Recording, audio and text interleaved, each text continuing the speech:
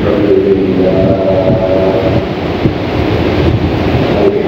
لله نحمده ونستعينه ونستغفره ونؤمن به ونتوكل عليه ونعوذ بالله من شرور أنفسنا ومن سيئات أعمالنا من يهده الله فلا مضل له ومن يضلل فلا هادي له ونشهد أن لا إله إلا الله وحده لا شريك له ونشهد أن سيدنا وسندنا ونبينا وشفيعنا وحبيبنا ومولانا محمدا عبده ورسوله صلى الله تعالى عليه وعلى آله وأصحابه وبارك وسلم تسليما كثيرا أما بعد فأعوذ بالله من الشيطان الرجيم بسم الله الرحمن الرحيم يا أيها الذين آمنوا أطيعوا الله وأطيعوا الرسول وأولي الأمر منكم وقال تعالى ما آتاكم الرسول فخذوه وما نهاكم عنه فانتهوا واتقوا الله إن الله شديد العقاب صدق الله العظيم. میرے مالک عزیزوں اور معزز سامعین،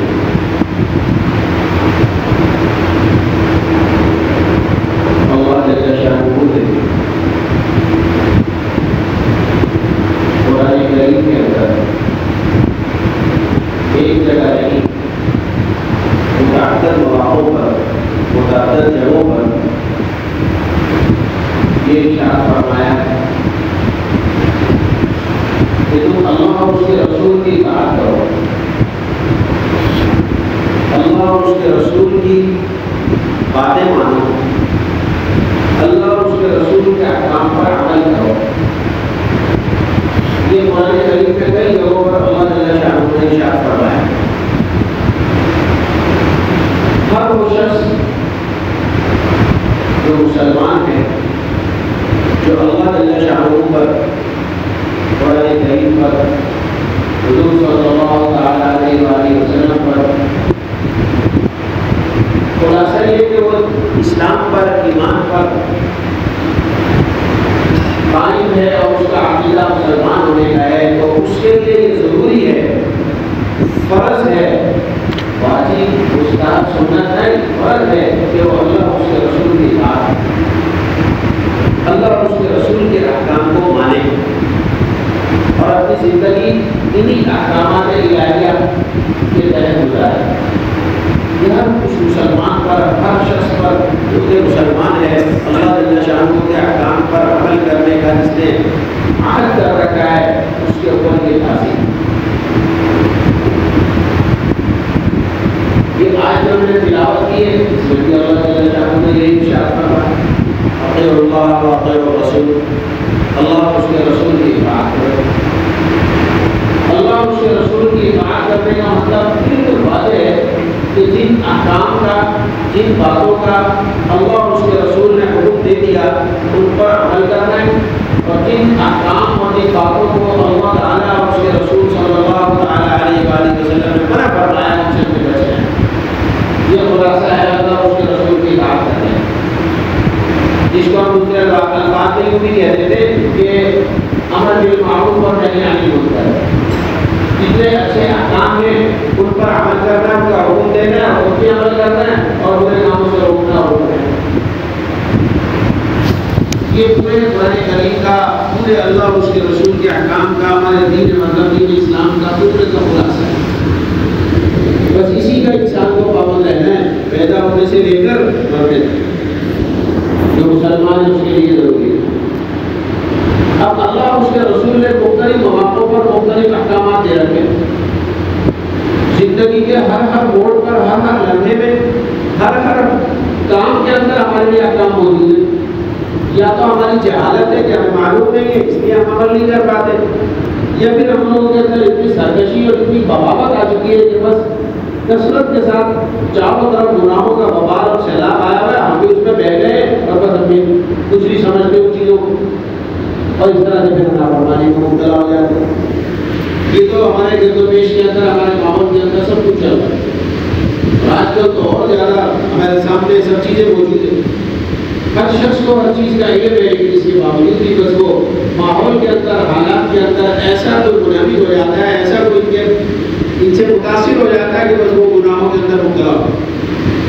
اور بچنے والے آگے میں نمک کے برابر اللہ ماشاء اللہ ہے، الحمدللہ ہے، ایسا نہیں ہے کہ نہیں، بہت اللہ کا شکر جو کرتے ہیں ایسے کام میں وہ ڈر لگتا ہے کہ بھائی اللہ کے رسول کے احکام عمل کرتا ہے، اگر وہ عالم نہیں ہے باقاعدہ، ہاں مسلمان ہے، لیکن اللہ تعالیٰ نے توفیق دے رکھی ہے اور جو دین کا بقدر ضرورت علم ہے الحمدللہ اس کے مطابق عمل کی، لیکن اکثر لوگوں کا حال بدلا ہے، اس میں کوئی شک نہیں۔ آپ چاہے نماز پڑھنے والوں کو دیکھ لیں، روزہ رکھنے والوں کو دیکھ لیں، حج اور عمرہ کرنے والوں کو دیکھ لیں، زکوٰۃ ادا کرنے والوں کو دیکھ لیں، یا دین کے دیگر احکامات پر عمل کرنے والوں کو دیکھ لیں، آپ کو افسوس ہوگا، شرمندگی ہوگی مسلمانوں میں کہتے ہیں۔ زکوٰۃ کی ادائیگی، لیکن اکثر مسلمانوں کو میں یقین سے کہہ سکتا ہوں کہ یہی نہیں پتا کہ زکوٰۃ دینی کیسے، کون سے مال میں دینی ہے، کتنی دینی ہے، کب دینی ہے، کیا طریقہ کار ہے اس کا، یہی نہیں یہ پتا نہیں۔ حالانکہ وہ قاعدے حساب ہے، مال ہے ماشاء اللہ اللہ تعالیٰ نے دے رکھا ہے، عمل نہیں، عمل کیوں نہیں ہے، علم نہیں، جہالت ہے، اس کی وجہ سے بس اپنی مرضی سے کبھی 100 نکال دیے، کبھی 1000 نکال دیے، کبھی 10,000 نکال دیے، یہ پتا نہیں ہے کہ مجھے سال گزرنے کے بعد پورا حساب کر کے دینا ہے، 10,000 نہیں، کیا میں مجھے کئی 1000 جاتا ہوں، کیا پکڑتا ہوں تو نہیں عمل کرتے۔ نمازوں کے اندر ہی رہتی ہے حالات کے بدلے پر، چلے زکوٰۃ کو چھوڑ رہے، باقی احکام نماز ہی کو لے لیجیے ہمارے سب کے سامنے۔ ایک محلے کے اندر 10,000 5,000 آدمی ہیں، نمازوں کے لیے مسجدوں کے اندر لوگ پہلے کی جتنی مسجدیں ان کے نمازیوں کی ٹوٹل تعداد شمار کر لیں 2-3% کی مشکل سے بنے۔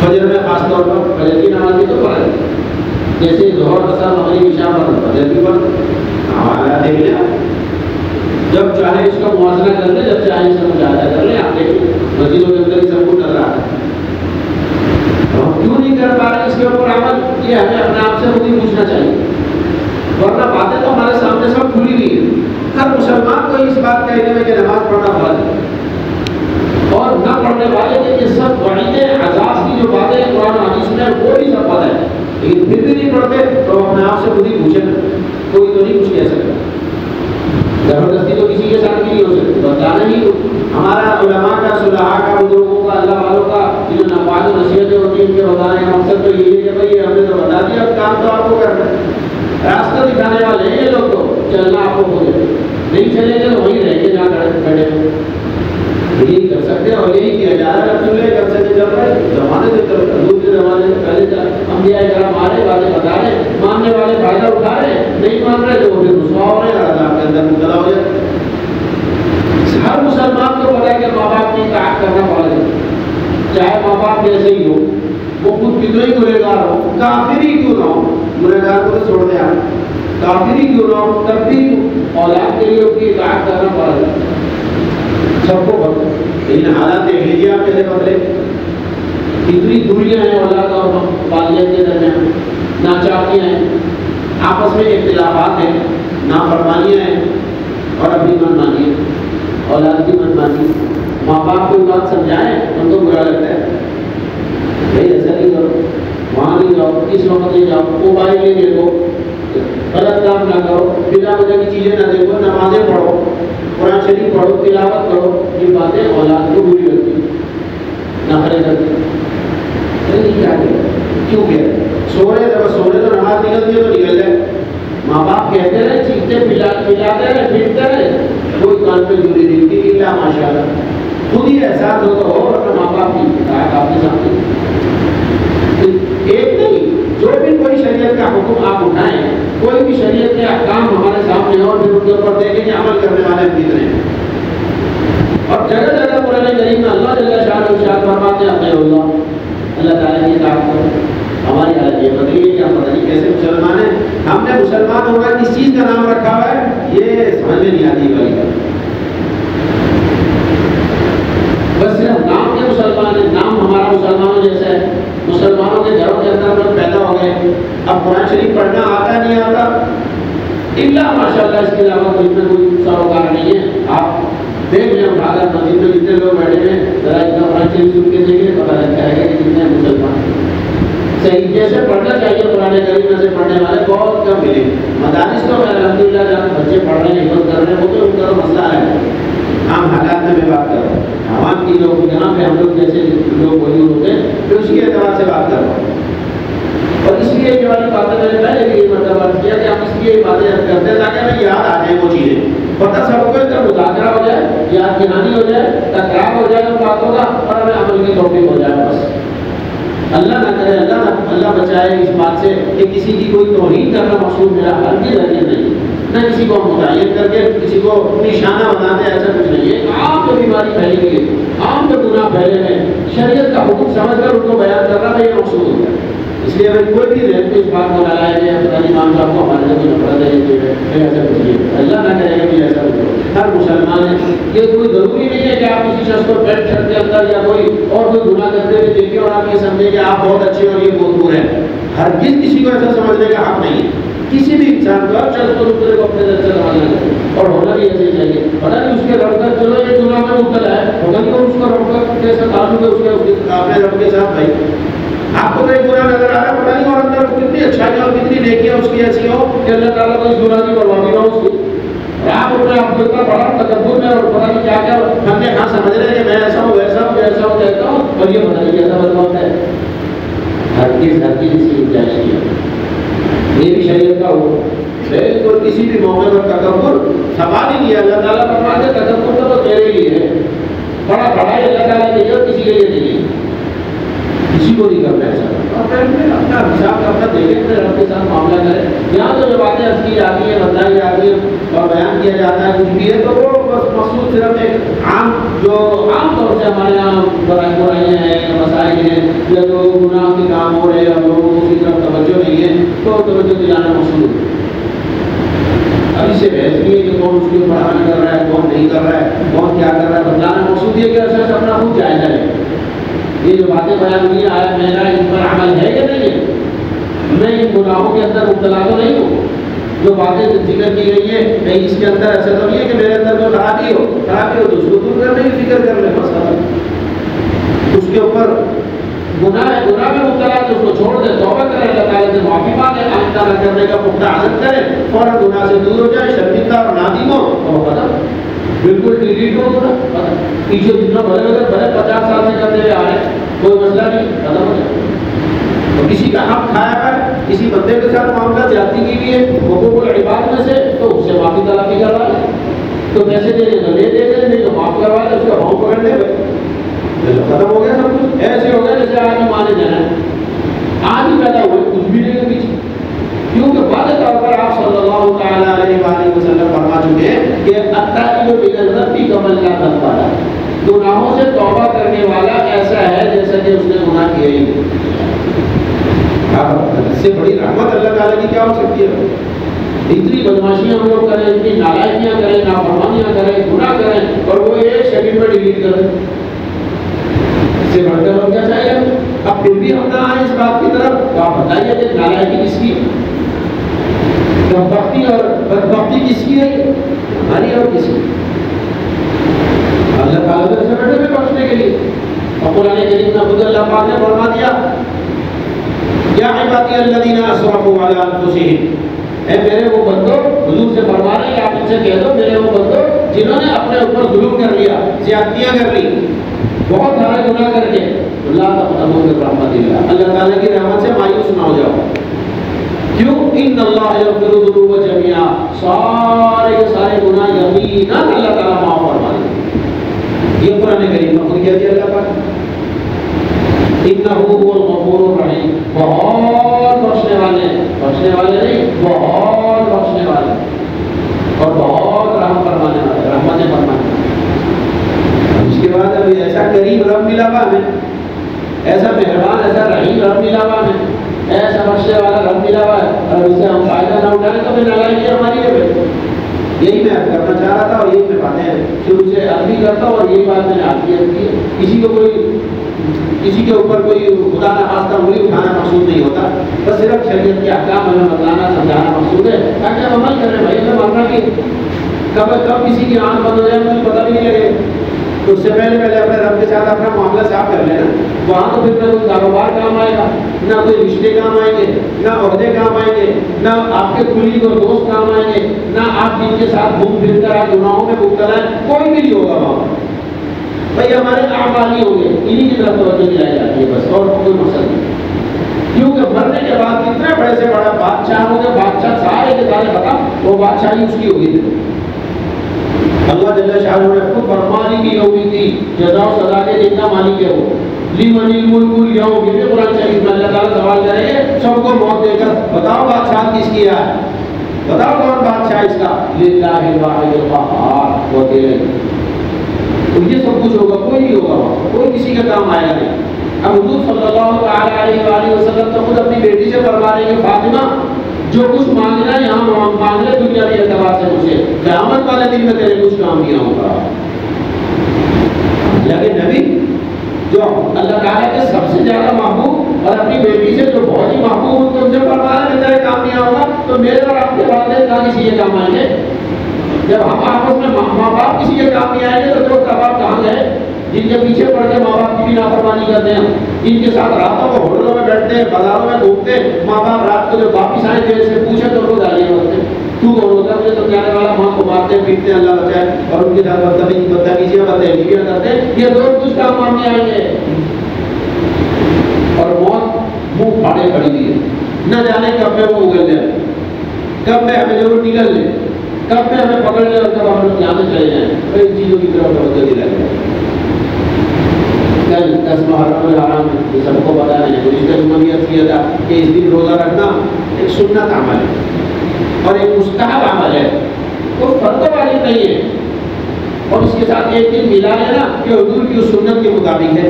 کسی نے آج نہیں رکھا تو ہفتے اور اتوار کو رکھ لیں، 2 دن ہوگی چھٹی کے لیے۔ لیکن ایک بات یاد رکھیں، نہ کسی کو مجبور کریں، نہ کسی سے پوچھیں کہ تیرا روزہ ہے نہیں، تمہیں رکھا ہے نہیں رکھا۔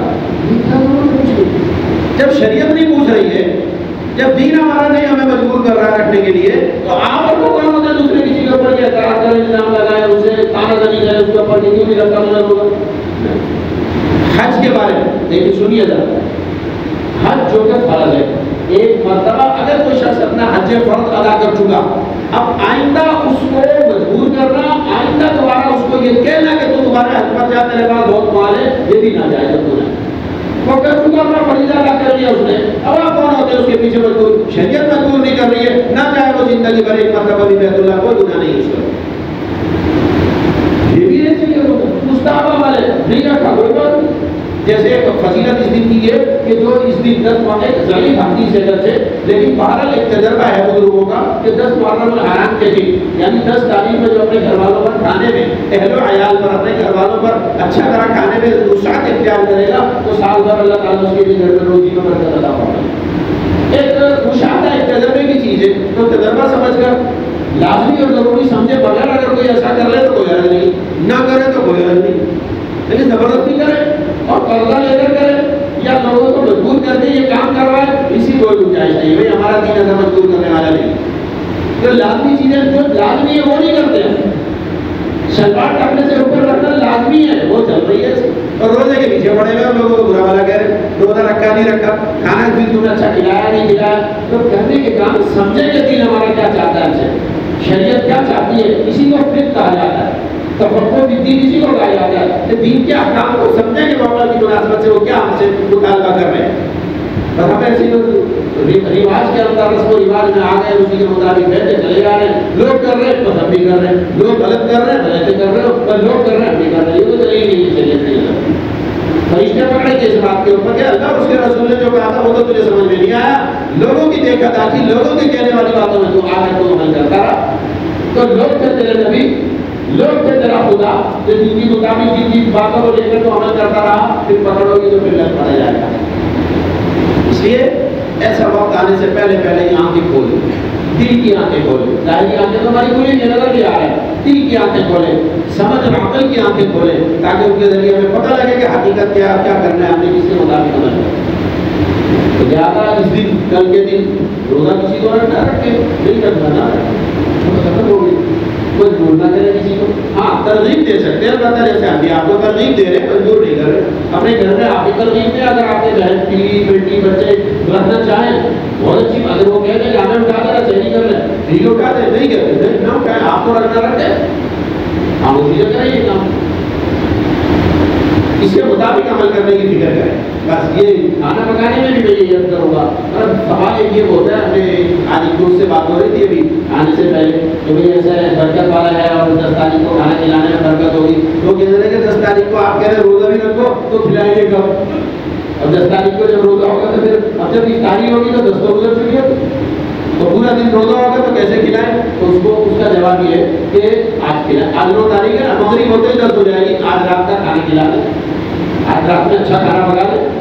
چلے والے روز کو جو بھی لے کے آنا ہے، جو بھی میٹھا لے کے آنا ہے، جو اچھا کرنا ہے، آج رات کا کھانا کھا لینا. اس کے اندر 10 محرم شروع ہو جائے گی مغرب کے بعد. سحری بھی کر لیں اس کے اچھے کھانے سے، 10 محرم کے کھانے میں مشکل ہو گئے. عام جو کھانا روزانہ گھروں میں پکتا ہے اس سے ذرا اچھا کر کے پکا لیں، تو سحری بھی کر لیں آج بھی، تو 10 محرم کے دن. اور اگر روزہ نہیں رکھنا تو پھر تو ٹینشن ہی نہیں، جو ضرورت بھی پکائے، کل دن میں پکائیں، کل ناشتہ بھی کریں، اچھا دوپہر میں بھی کھائیں، شام میں بھی کھائیں، مغرب سے پہلے اچھا کھا پی لیں، تو پھر بھی اس کے مطابق بھی عمل ہو سکتا ہے. تو یہ کوئی مسئلہ نہیں ہے. زیادہ ایسا کرنا چاہیں تو یہ وقت بھی ہمارے سامنے آنے کو ہے، اس کے مطابق عمل کرنے کی فکر کریں. لیکن شریعت کے احکام کو مت چھوڑیں، گناہ کر کے اس دن کو مت گزاریں. محرم کا مطلب کہ کوئی منحوس مہینہ یا حرام والا مہینہ نہیں ہے، یہ احترام والا مہینہ ہے، عظمت والا مہینہ ہے. اور عظمت والا دن ہے عاشورہ کا دن، کیونکہ رمضان کے روزے فرض ہونے سے پہلے اس دن کا روزہ فرض ہے. اس کے بعد اس کی یہ منسوخ ہو گیا ہے. یا یہ نہ کہیں کہ یہ دن بھی کوئی احترام والا نہیں ہے، عظمت اور احترام والا ہے. لیکن جو شریعت کے احکام میں نے شروع میں بھی عرض کیا، اطیعوا اللہ واطیعوا الرسول، اللہ اور اس کے رسول نے جو احکام دیے اس دن کے مطابق ان احکامات پر عمل کرنے کی فکر کریں. نہ یہ کہ میڈیا پہ کیا آ رہا ہے، عوام میں کیا ہو رہا ہے، لوگ کیا کر رہے ہیں، معاشرے میں کیا ہو رہا ہے، اس کو نہیں دیکھنا. ہم نے اپنے اللہ اور اس کے رسول کو دیکھنا ہے، اس کے مطابق اپنے یہ دین بھی اور آئندہ زندگی گزارنے کی فکر کرنی ہے. اللہ تعالیٰ نے دین کی سمجھ نصیب فرمائے، تفقہ فی الدین عطا فرمائے، گناہوں سے بچ کر اپنی زندگی گزارنے کی